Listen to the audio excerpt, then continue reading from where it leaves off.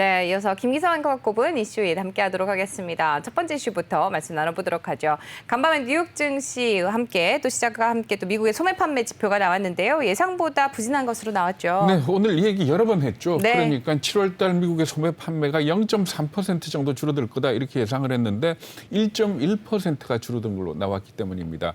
사실 이렇게 소매 판매에 관심을 갖는 이유 중에 하나가 뭔가 하면은 과연 그 보복 소비가 계속되느냐. 그러니까 미국의 경제라는 걸 보면은 소비가 차지하는 비중이 70%에 육박을 하고 있지 않습니까? 그렇기 때문에 소비가 늘어나야지만 경제 성장률을 뒷받침해 줄 수가 있는데 이게 예상보다 꺾이면서 그렇다면은 경제 성장률의 피크는 2분기가 아니었겠느냐 이렇게들 보고 있는 겁니다. 네, 뭐 델타 변이가 미국 경제에 영향을 미치고 있다 이렇게 보는 게 맞겠죠. 네, 그렇습니다. 이 소매 판매를 갖다가 부분별로 보면은 이게 아무래도 델타 변이 영향이 아닌가 하는 부분이 있습니다. 예를 들어서 어떤 부분이 있는가 하면 의류 매장의 소매 판매가 6월 달에는 3.7% 증가로 나왔었거든요. 네. 근데 이게 7월 달에는 2.6% 감소로 반전이 됐습니다. 또 식료품 가격 같은 경우에도 0.7%가 줄어들었고 스포츠 용품, 악기, 서점 의 소매 판매 같은 경우에도 1.9%가 줄어든 걸로 이렇게 집계가 됐습니다. 그러니까 결국 델타 변이 확산에 따라서 소비가 좀 주춤해진 것 아니냐 이렇게 볼 수 있는 부분들이 있기 때문에 상당히 걱정을 하는 겁니다. 파월 의장 같은 경우에도 어제 뭐라고 얘기를 했는가 하면 델타 변이가 미국 경제에 어떤 영향을 미칠지는 아직 가늠하기 좀 어렵다라고까지 얘기를 했거든요. 이런 입장에서 본다면은 델타 변이 부분이 미국 경제에 정말 뭐 셧다운까지는 오지는 않겠지만 그래도 어느 정도의 충격을 주지 않겠느냐 하는 부분에 대해서 다들 긴장을 하고 있다 이렇게 봐야 될 것 같습니다. 네, 지금 말씀 잘 들었습니다. 뭐 연준의 또 테이퍼링 시기가 좀 앞당겨질 것이다 이런 이야기들도 계속 나오고 있는 것 같은데요.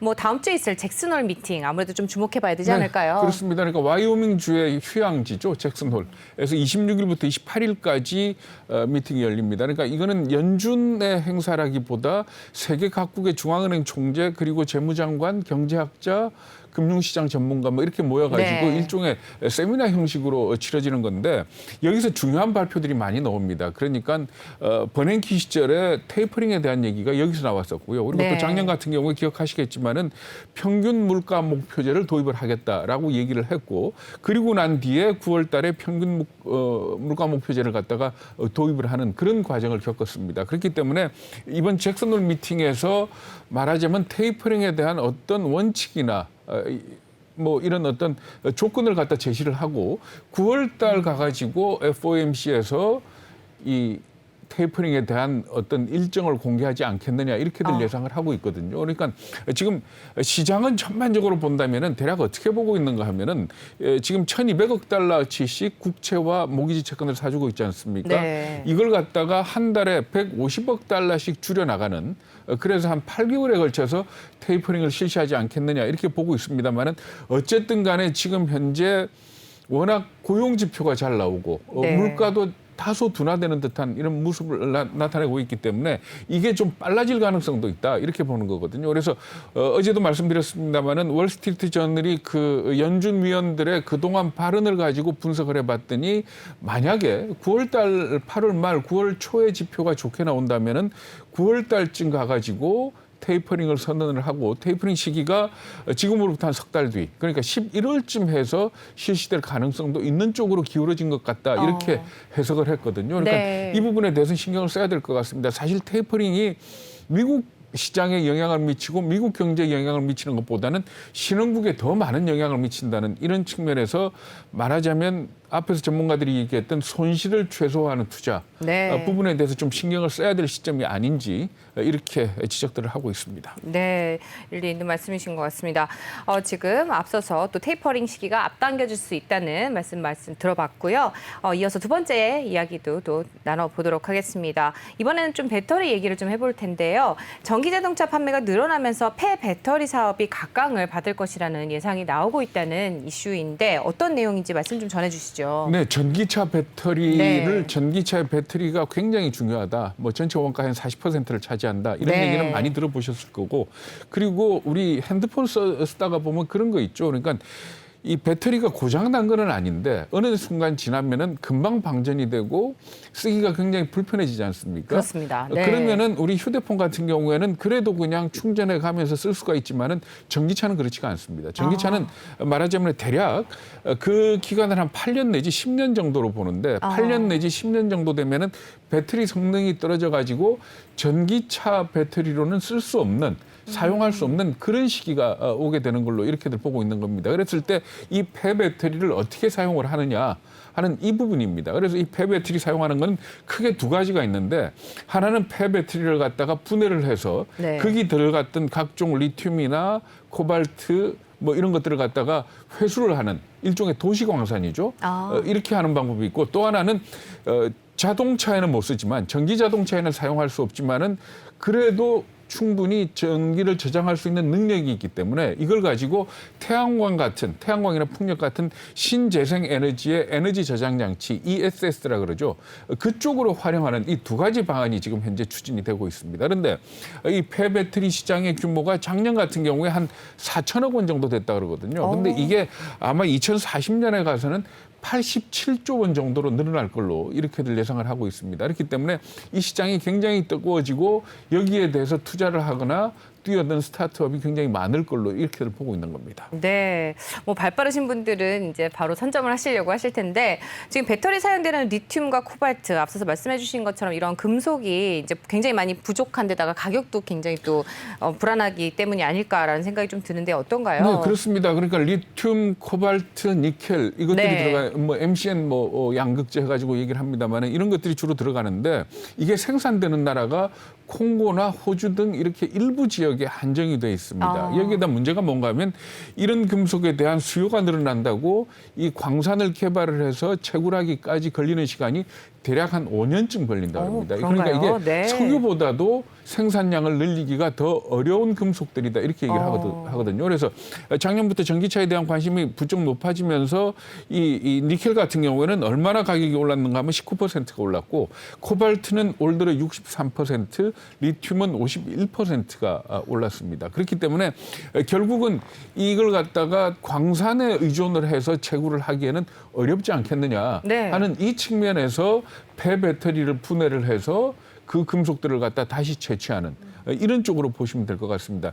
대략 그 도시광산 그러면은 우리가 휴대폰이나 전자제품 얘기를 많이 하거든요. 네. 휴대폰이나 전자제품에 금이나 은 같은 것들이 많이 들어가는데 이걸 갖다 도시광산을 통해 가지고 회수한다 이런 얘기는 아마 들어보셨을 겁니다. 네. 그런데 이 폐배터리 같은 경우에도 이 도시광산 방식으로 회수를 하게 되면 일반적으로 우리가 광산에서 리튬이나 이런 코발트 같은 걸 채취할 때 이 함유량이 한 2% 내지 2.5% 정도밖에 안 된다 그럽니다. 그런데 이 폐배터리를 이용하면 그 함유량이 4배 내지 5배가 높아진다 그러거든요. 그러니까 상당히 기술만 발전되면 경제성이 있는 걸로 이렇게들 보고 있는 겁니다. 네, 지금 뭐 발빠르게 이해하신 분들은 폐배터리 관련주, 뭐 내지는 뭐 광산주, 뭐 이런 게 검색을 하고 계실 것 같은데, 뭐 배터리에서 원자재를 회수하는 기술 어느 정도 발전이 돼 있을까요? 네, 일단 회수하는데 제일 앞장서 있는 업체가 테슬라입니다. 테슬라 같은 경우는 뭐라고 발표를 했는가 하면 폐배터리에서 원자재를 회수하는 비율을 92%까지 높였다. 92%까지 높인 기술을 확보했다. 이렇게 얘기를 했고요.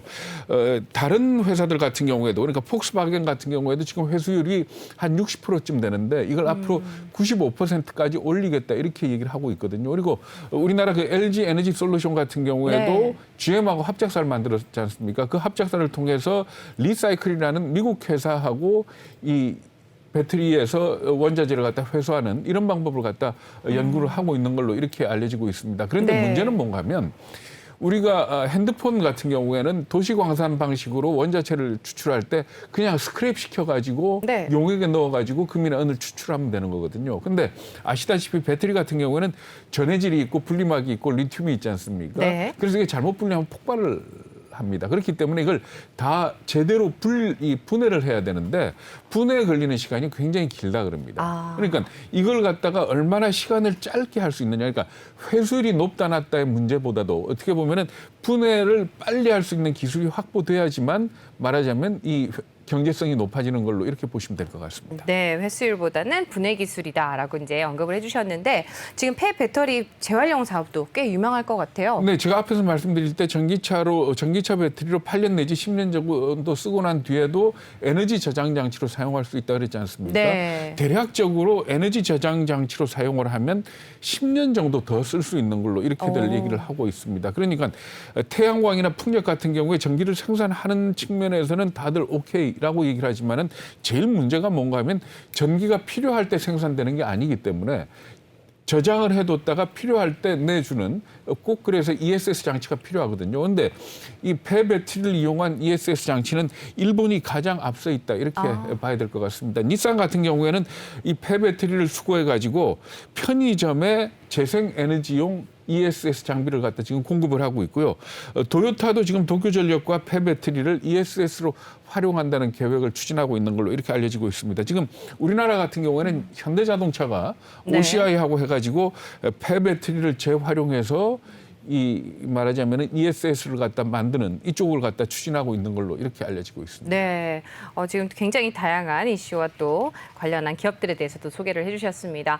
두 번째 이슈 여기까지 들어보도록 하고요. 이어서 세 번째 이슈도 함께 말씀 나눠보도록 할 텐데 세 번째 이슈는 바로 중국 이야기입니다. 최근 들어서 굉장히 많은 규제를 가하고 있는 중국인데 최근에 또 빅테크 기업 등 일부 기업에 대해서는 마구잡이식 규제를 퍼붓고 있지만 한편으로 또 반대로 지원을 강화하고 있는 분야도 있다면서요. 네, 그렇습니다. 그러니까 사우스차이나 모닝포스트가 보도를 한 내용인데요. 그러니까 중국이 지금 현재 알리바바라든지 텐센트라든지 하는 이 빅테크 기업들에 대해서 규제를 강하게 했지 않습니까? 네.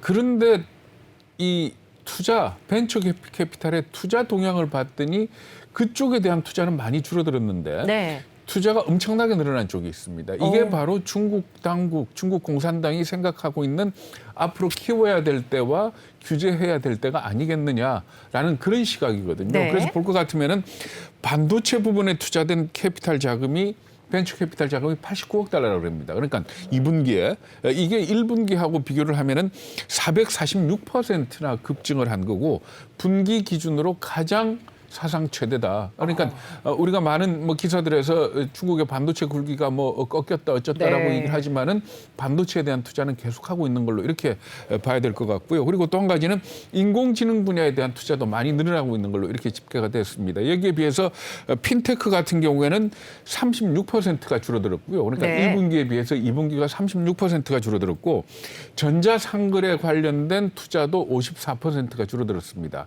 그리고 게임 같은 경우에도 우리가 소식을 접하기에는 사실 얼마 전이었지 않습니까? 그럼요. 게임이 사행산업이다, 마약이다, 그랬죠. 이렇게 얘기를 네. 했는데 게임 산업에 대한 2분기 투자가 1분기에 비해서 벌써 90%가 줄어들었었습니다. 그러니까 뭔가 중국 내부에서는 이미 조짐이 있었던 걸로 그러네요. 이렇게 봐야 될 것 같습니다. 그러면 중국이 왜 빅테크 쪽에는 말하자면 투자가 줄어들고 규제가 강화되면서 반도체나 AI 이쪽으로 강화를 하느냐. 네. 시진핑 주석이 그런 얘기를 했다 그러네요. 그러니까 결국 중국의 중요한 기술은 뭔가 하면 디지털 산업이 아니고 제조업이다. 아하. 라고 얘기를 했다는 겁니다. 그러니까 거기에 따라서 지금 움직이고 있는 거고 이렇게 본다면은 중국과 관련된 투자를 하려 그러면은 아까 말씀드린 반도체, AI 그리고 중국이 목말라 하는 항공이나 생명공학 네. 이런 분야는 중국 당국이 규제를 하더라도 강한 규제를 하지 않을 것이고 네. 오히려 지원이 그쪽으로 집중되지 않겠냐.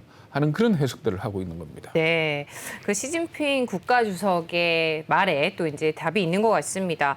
또 중국 당국의 규제가 본격화되면서 인력 시장도 굉장히 또 요동치고 있다면서요. 네, 참 우리나라도 옛날에 그랬는데 네. 정말 옛날 우리나라를 보는 듯한 그런 모습입니다. 그러니까 결국은 중국 당국의 규제가 강화되니까 네. 관료로 있던 사람들을 스카우트하기 위해서 대기업들이 굉장히 나서고 있는 걸로 이렇게 네, 어서 많이 듣던 보도가 되고 얘기네요. 있습니다. 그렇죠. 그러니까 감독기관에서 일하던 이 공무원들 내지는 그리고 또 정보를 많이 갖고 있는 상무부 관료들 이런 사람들을 갖다가 채용을 하기 위해 가지고 지금 물밑에서 굉장한 인력 스카우트 작업이 벌어지고 있다 이렇게 얘기를 하고 있거든요. 그래서 네. 블룸버그 통신이 뭐라고 얘기를 했는가 하면은 금융시장을 감독하던 공무원이나 상무부에서 정보를 관리하던 공무원들 같은 경우에는 몸값이 어느 정도로 올라갔는가 하면은 공무원의 평균 연봉의 무려 60배.